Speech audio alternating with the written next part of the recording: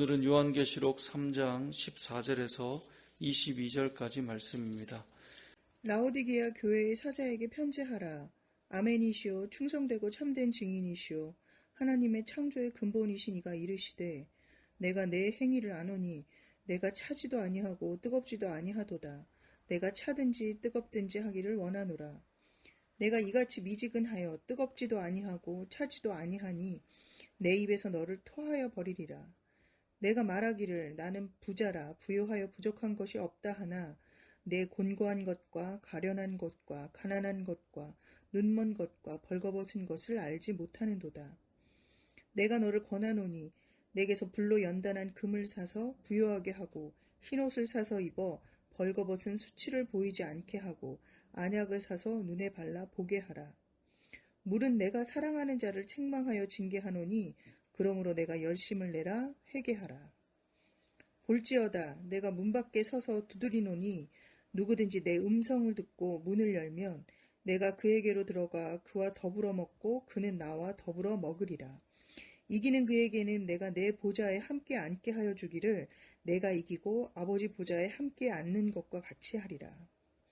귀 있는 자는 성령이 교회들에게 하시는 말씀을 들을지어다. 아멘. 자, 오늘은 7교회 중 마지막인 이제 라오디게아 교회를 향한 하나님의 말씀입니다. 이 라오디게아 지역 자체는 상당히 부유한 지역이었습니다. 이 금융의 중심지였기 때문에 뭔가 재정적으로 어려움이 없는 그런 도시였습니다. 그런데 이 라오디게아 지역 자체가 가지고 있는 문제가 있는데 그것은 물이 부족했던 그런 지역이었습니다. 물이 부족한데 돈은 있고 그럼 어떻게 할까요? 물이 좀 괜찮은 곳에 있는 지역의 물을 이제 끌어다 쓰겠죠. 수로를 만드는 거예요. 그래서 그 당시에 온천수로 유명했던 이 히에라볼리 지역에서 수로를 만들어서 물을 쫙 끌어와 버려요. 근데 이제 그 거리가 엄청 멉니다. 한 9km 정도 되는 그 옛날 시대에 9km 되는 지역의 어떤 이 거리에 수로를 만들어서 물을 끌어온다. 잘 쉬운 일은 아니겠죠. 그런데 돈이 있으니까 끌어오는 거예요. 근데 이제 온천수로 정말 뜨겁고 좋은 물이 이렇게 오는데 문제는 그 물 자체가 석회질이 높아서 또 마실 수가 없는 거예요. 그래서 음용수가 될 만한 물을 이들이 또 끌어옵니다. 이 골로새 지역에 있는 그 만년설이 쌓여 있는 지역에 거기에서부터 아주 차가운 물을 수로로 끌어옵니다. 그 거리가 한 14km 정도 되었다고 합니다. 자, 그렇게 해서 물을 끌어와서 이제 마시는 물로 사용했는데 이게 수로의 길이가 기니까 생각해 보세요. 엄청 뜨거운 물이지만 한 10km 가까이 이렇게 물이 흘러내려오면 뜨거운 물이 다 식겠죠. 또 마실 물이 엄청 차가운 물이지만 10km 넘는 거리를 이렇게 오면 그 물 역시 차갑지 않고 이제 뜨뜻미지근한 그런 물로 바뀌어져 있을 것입니다. 그래서 라오디게아 교회는 이러한 어떤 지역의 특성과 좀 맞물려 있게 하나님께서 책망하시는 내용이 오늘 본문의 내용입니다. 우리가 잘 아는 것처럼 15절에 보면 내가 너의 행위를 아노니 너가 차지도 않고 뜨겁지도 않다는 거예요.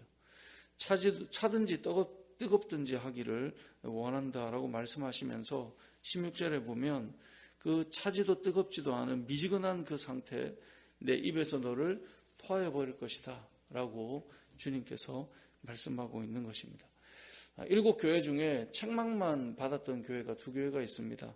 한 곳이 사대교회고 또 다른 한 곳은 라오디게아 교회입니다. 근데 이 교회가 가지고 있는 공통점이 몇 가지 있습니다. 그 중에 하나가 2교회 다 아주 부유했다는 것입니다.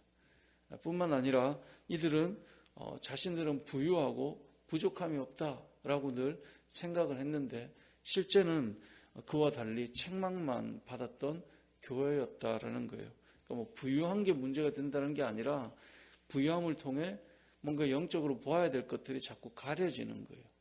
그러니까 자꾸 이들은 착각하는 것입니다. 어떤 착각을 해요? 우리는 괜찮지 라고 착각하는 겁니다. 사대교회도 보면 3장 1절에 이들은 우리는 살아있는 자야 라고 이야기해요.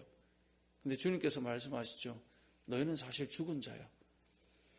오늘 본문에서도 라오디게아 교회가 말합니다. 17절에 보면 너가 말하기를 나는 부자라 부유하여 부족한 것이 없다라고 말해요. 이들은 스스로 뭔가 잘하고 있고 부족함이 없다라고 생각하고 있었어요. 근데 주님께서 뭐라고 말씀합니까? 내 곤고한 것과 가련한 것과 가난한 것과 눈먼 것과 벌거벗은 것을 너희가 알지 못하고 있다라고 말씀하고 있습니다. 사람들 중에 변화되기 가장 어려운 사람이 누구일까요? 자기를 정확하게 진단하지 못하는 사람들이 변화되기가 가장 어렵습니다. 왜냐하면 알지 못하니까. 이 사대 교회도 라오디게아 교회도 특징이 있다면 자신들에 대해서 평가가 너무 좋은 겁니다. 자신에 대해서 사실은 착각하고 있는 거예요. 그러니까 변화될 수가 없어요. 내가 뭔가 부족함이 있고 이래서 문제야라고 느낀다면 고쳐가는데 정말 큰 문제는 자기가 어떤 상태인가를 제대로 보지를 못해요. 그러니까 나는 살아있어라고 느끼는데 사실은 죽어있는 자고요. 이들은 우리는 부자야. 우리는 부유하고 부족한 것이 없어 라고 말하는데 실상은 하나님께서 보실 때 곤고하고 가련하고 가난하고 눈멀고 벌거벗어 있는 상태인데 이들이 알지 못했다라는 것입니다. 우리도 우리의 자신을 잘 돌아볼 필요가 있습니다. 우리가 착각할 수 있거든요. 나는 잘하고 있어. 나는 뭔가 생각해보면 나는 참 이게 괜찮지. 그래서 자신을 돌아볼 때 아무리 봐도 나는 괜찮은 사람이야. 이러면 사실 위험한 거예요. 내가 할 때 뭔가 잘한 것들만 자꾸 생각난다? 위험한 거예요.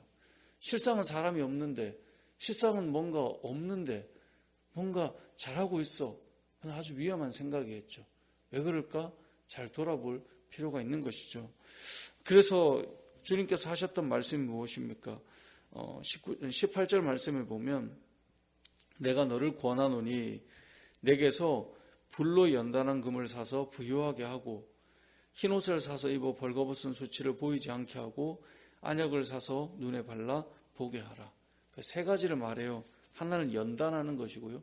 하나는 흰옷을 입는 것이고요. 하나는 안약을 사서 눈에 바르는 거예요. 이게 잘 보면 영적인 의미예요. 신앙에 있어서 연단은 너무 중요하죠. 우리가 흰옷을 입는다. 예수 그리스도로 말미암아 가능하죠. 안약을 사서 눈에 바른다는 것은 영적인 눈을 좀 뜨라는 이야기거든요. 근데 이들 앞에 이것을 하라고 할 때 붙는 동사의 단어가 있어요.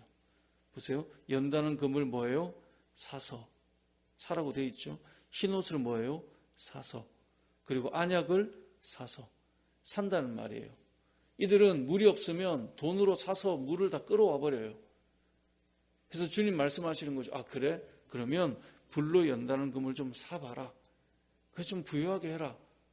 여러분 연단하는 것을 돈으로 살 수 있습니까? 어떤 한 사람이 연단되어 세워져 가는 것이 돈으로 가능한가요? 불가능하죠. 흰옷을 사서 입어 벌거벗은 수치를 보이지 않게 해봐라.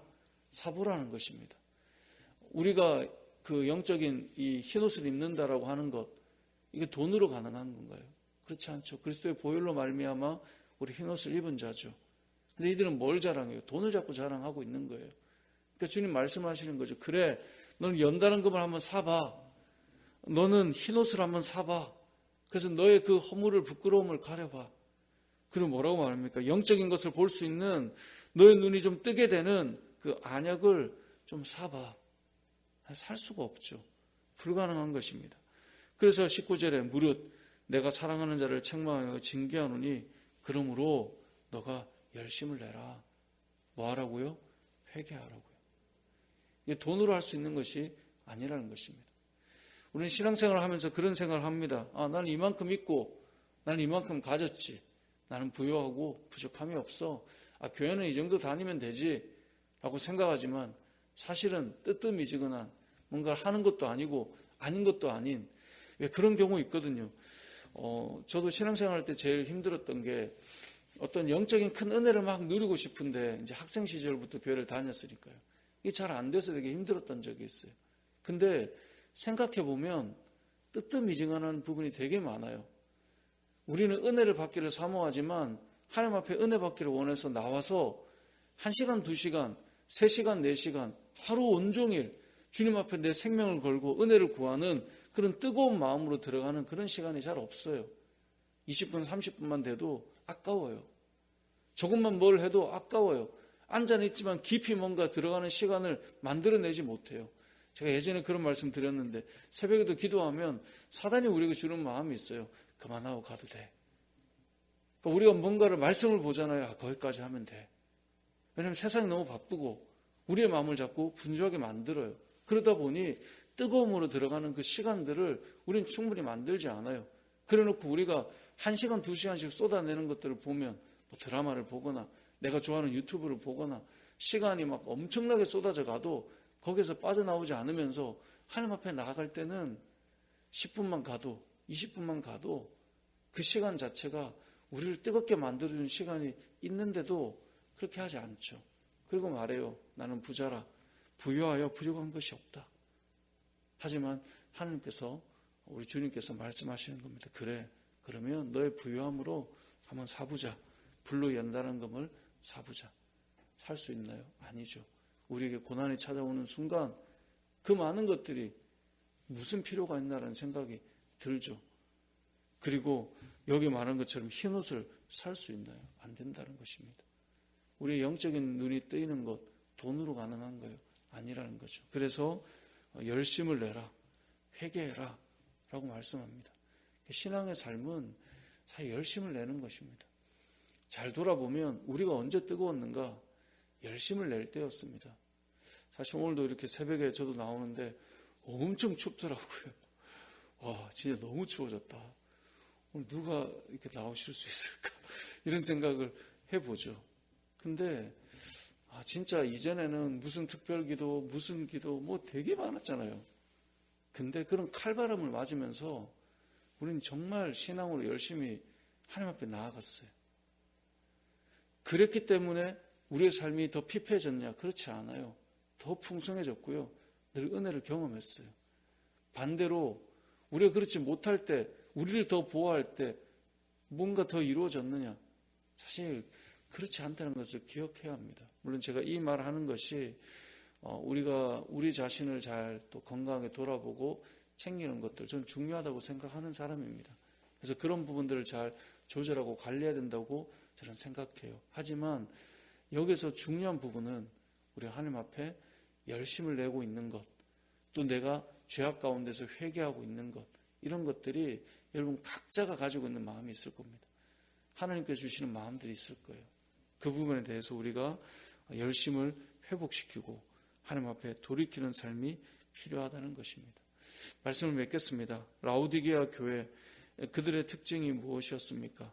그들은 부유했고 많이 가졌습니다. 하지만 착각하고 있었습니다. 나는 잘하고 있지. 우리는 괜찮아. 그런데 실상은 너희는 그렇지 않다. 라고 하는 것. 이게 정말 무서운 것인데 저와 여러분이 우리 자신들을 스스로 잘 진단하여서 하나님께서 주시는 말씀처럼 우리가 더 열심을 내고 또 하나님 앞에 회개하며 주님을 바라보고 믿음으로 나아가는 저와 여러분의 삶이 되시길 주님의 이름으로 축복합니다.